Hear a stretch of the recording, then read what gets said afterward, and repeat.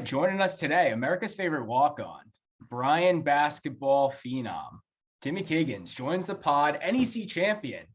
The Kiggins chats are already echoing in our room right now. I mean, the boys are buzzing. We're happy to have you on. And how's everything going? I mean, you're repping the hat. I got my 22 champs right here. Where's the net? It's in my room. I mean, I don't want to leave the camera, but I mean, how's everything going? Welcome onto the podcast. And how are you feeling? I'm feeling good. I mean, I'm very tired. I haven't gotten much sleep in the past, 72 hours, but no, I've actually never felt better, to be honest with you. So I don't want you to reveal anything that would put you at, legal risk here, but how was Tuesday night? Like, how sick was that? It was insane. We walked in, I knew it was going to be insane. Monday, I'm walking to the Chase, and I walk in, and I see my roommate laying down at 9 a.m. on the floor for tickets at 12:30. I'm like, dude, but nah, it was. I knew it was going to be obviously electric. The time Wagner came about last Saturday, I think they got a sneak peek of what was going to happen on Tuesday, and I mean, I think we were a little bit over capacity. Something tells me that there wasn't 2,600 people in there. I felt like people were honestly right behind the court. So no, it was an awesome night, and it was one I'll definitely never forget. Yeah. I mean, this whole season, we'll take it back to last year where it's no fans in the stands, which might've been the biggest difference maker for your season thus far. It's you guys were killing it at home, killing it obviously in the NEC championship, but take it back to last season, no fans in the stands. You guys lose to Mount in the championship. What was the motto heading into this new 2021-22 season, being hey, we can't fucking do this again? Yeah, I mean, definitely. I talked about this with other people. I mean, I think it helps that all of our main core guys felt that feeling last year when we lost to Mount especially on our home floor. And obviously we started off a little shaky this year, but I know we all believed in the group we had, and we knew that we could really turn things around. We knew we had a special group. So, I mean, we kind of just kept at it. And, when it got to, there was sort of a month left in the season, and Gross always was telling us and the older guys, this is it. For guys like Hall, for guys like Pete, this is your last month to give it everything you have. There shouldn't be any regrets. There shouldn't be any of that stuff. So now coming into playoffs, I knew we were really, really locked in, and we never wanted to feel that feeling again that we had last year. So, the record was great and all, and you guys had a ring and obviously cut down some nets, but you got some burn this year too. You got played in 10 games. I mean, that's something you hadn't done before. That was pretty sick. I'm looking forward to when Grasso puts you in against Gonzaga and you get maybe a couple threes at the end of the game just to bump your points per game up a little bit. I know. I haven't scored this year. It's honestly been a disappointment. I feel like I'm letting a community down. But I wish there was a future we could put down on will Timmy Kiggins score, because I would throw my bank account out. I would hammer it.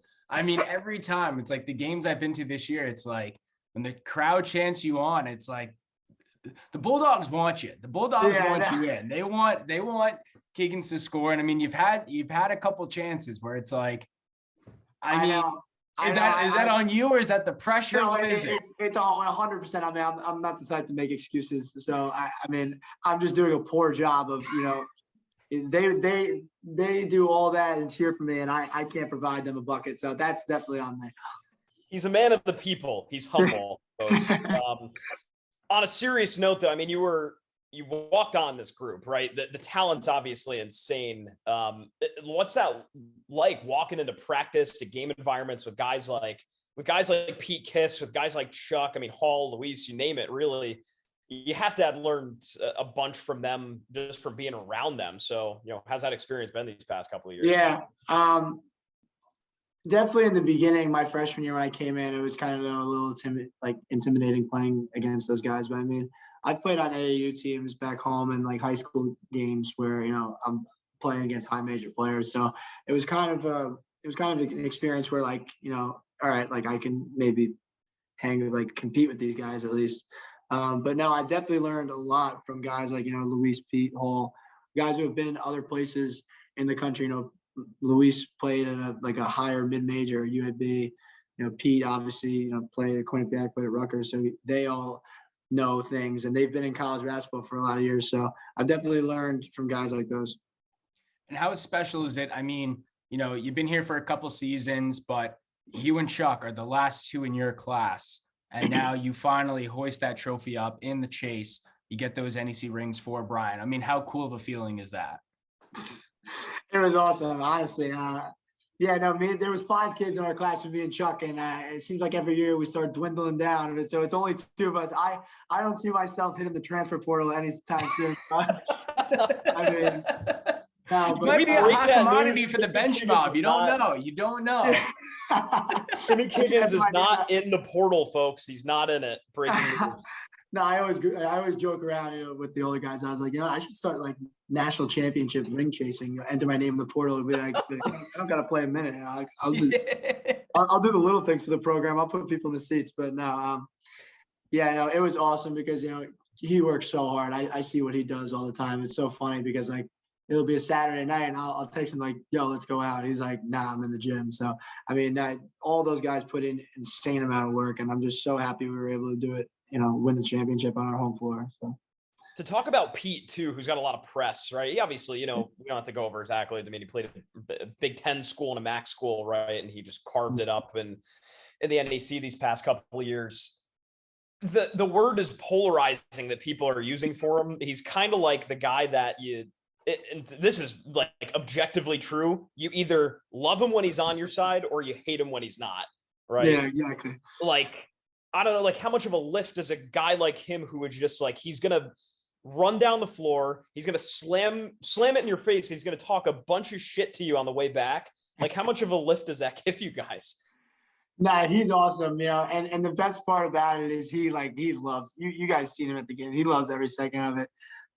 Me and him were actually in the locker room today, and obviously Bryant Wagner's a hot commodity on Twitter. And, somebody tweeted, I haven't hated a basketball player a quarter amount of the way I hate Peter Kiss. Through this guy. I'm like, dude, you don't even know the guy. Like, have me buckle down. But no, he's awesome. And the thing is, like, that stuff, whenever like people say stuff about him, like it definitely gives him an extra edge. Not that he needs that. He's such a good player, but not that he needs like, the snub for player of the year. First of all, I mean, look what he did the other night too. Did that not make it crystal clear, who the player of the year should have been? I mean, I would say obviously Alex Morales is a really good player. I can't say, he's awesome, but I mean, let's just say I'm happy with the guy we got in our locker room. It's the political answer, but it's the right one for 100%. Sure. Now, I want to bring something up. I saw your dad tweet this. Brian Hoops retweeted it. My dad tweeted? It was a picture. Oh, fuck. I have the blur background. It's a picture of Sports Center in the morning. And the headline my brother. Yeah. That was your brother? Yeah, that was your brother. Oh, that was your brother. It goes NCAA tournament bubble watch, Bucks Warriors reaction, Monday bracket breakdown, and then a picture of you kissing the trophy on ESPN. I mean, how fucking cool is that? Honestly, I'm so pissed. I didn't even freaking watch Sports Center this morning. I would have definitely, liked to be sitting there like just with all like my roommates just watching. All of a sudden, my picture's on there. No, but that's so funny. Like it's so funny how this media thing works. I always seem to find my face on there. I'll look on Instagram. It'll be like Barstool Brian will be like, these guys are going to lead us to a championship. It's like a graphic of me and Pete. I'm like, hey, you were the morale booster. We got to give you that. You are. I'll take it. I love all the support. I'm a big media guy, so when people ask me to like come on things like these, I'm like, hey, I'll come on anytime you want. Doesn't matter. We love it. Yeah, that was so funny. You guys obviously won on Tuesday, and you're not figuring out what the next move is on Sunday. But what has the past couple of days have been like? Yeah, so we had obviously Coach Grosso gave us a couple of days to settle down, get our bodies right, get a couple of rest the past couple of days. So, I mean, Wednesday and Thursday, we didn't have practice. We kind of went just light today, shooting, getting back into the groove of things. But everybody knows like tomorrow we're going to start, ramping stuff up again. And it's kind of annoying because, we just practice like to go over our stuff. Because, we have no idea who we're playing. So obviously we'll find that out on Sunday. And then whether it's in the first four, whether it's not, I mean, we get a private jet out here. So I'm very excited for that. You got the PJ. You got the PJ. The PJ, yeah, of course. But yeah, I mean, we'll find out Sunday and then it's go time. So I'm excited. In your eyes, would you rather like go, and you don't have to, you can just straight up tell me to go fuck myself if you don't want to answer this. I'm not, Jake. I'm never. Would you guys rather, or maybe even you personally, would you rather go to Dayton first and play in, or would you rather play against like a number 1 or 2 seed first round? Honestly, I know, if you ask Gross, he's going to say, I don't really care who we play. We'll just go beat him anyway. But like, what's realistic? Like, what would you guys as players, rather prepare for, rather do to start? I mean, for me personally, I think it would be kind of cool. Obviously, to lose in a playing game, it would stink because then you don't really get like the true NCAA tournament experience. But I also think it would be really cool, let's say we are picked in for a playing game on like a Tuesday night where there's no other game going on. It's the first. Everyone's watching. And where it's the first like NCAA tournament first four. Not that it doesn't get the same hype, but it really does. It gets a lot of hype, obviously. So I mean, when everybody's watching, there's no other games. Like on that first Thursday and Friday, there's 4 games going on. People are just flipping their channels. Whereas if we played a first 4 game, we get a lot of like media coverage, and we'd be playing like the only game at this time. So everybody would be watching. So I mean, that'd be pretty cool. But yeah, I mean, to answer that, I mean, it doesn't really matter to me. I'm just happy to be there, to be honest. 100%. Yeah. And I mean, like going back, it's like, how wild was it seeing like everybody was talking about Brian Wagner on Twitter for various reasons, but everyone it was so crazy. I'm in my room like an hour after the game. It's like trending Russia, Ukraine, Bryant basketball, Peter Kiss. Yeah, World War III and Chase, the Malice and Chase, and like an NEC championship. Like that's crazy. Yeah, and there was like a headline. It was like disgrace at the Chase. I was like, oh my goodness. That's actually kind of a good name. Like that's. Yeah, I don't know. Whoever came up, there's some creative people out there. So. I mean, so what's next? It's like you guys are prepping, ready to go on Sunday. I mean, how are the boys feeling? How's everyone feeling in the locker room? How is the preparation looking? And what's in store for Bryant basketball the next couple of days? I guess you could say like Grasso said when he cut down the net, he got the fans excited. He said, we're not done yet.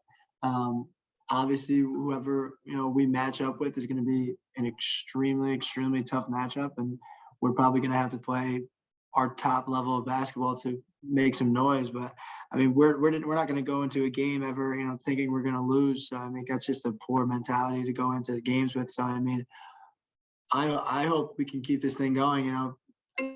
We definitely have. No, we're good. Sorry. No, I have my phone. Yeah, I mean, I think we definitely have the talent to do something special. But that would be awesome if we can make some noise. 100%. Yeah, I'm pumped to watch you guys. We're pumped. Go chase that. Yeah, I mean that's so sick. Very happy that you guys get the opportunity, and we're gonna be rooting for you. And I will try to find a place I could place a future of Timmy Kiggins over under half a point. We at least got to get so. I think as a crew we got to get some Timmy Kiggins merch going. I saw Peter Kiss's merch. I saw his merch. I think House Enterprise can get some Kiggins merch going. If I get some merch, I'll promote it like no other. So it's all right. We'll talk. We're gonna have to talk. We'll get you cut in. Absolutely. NIL. It's all NIL. It's all certified. It's all legal now. It's all legal. We'll get some merch going, and you tell us what you want on a T-shirt. We'll get your face slapped on it. I love it. I absolutely love it. Awesome. Well, hey man, we appreciate the time. It's a Friday night. Go party it up, but also get your body right. Get ready. Don't party it up. You gotta get the body right. all the students are gone. It's spring break. We're the only ones here. Oh shit, that's true. Yeah. So just keep chilling. I got a nice night to myself tonight. So. And the manager who's lent you the laptop. I forget. How can I forget my boy B-Rad? Awesome. Well, we appreciate it, man. Good luck this couple weeks, and we're riding the dogs. Dogs. Thank you, fellas. Thank you for having me. Awesome.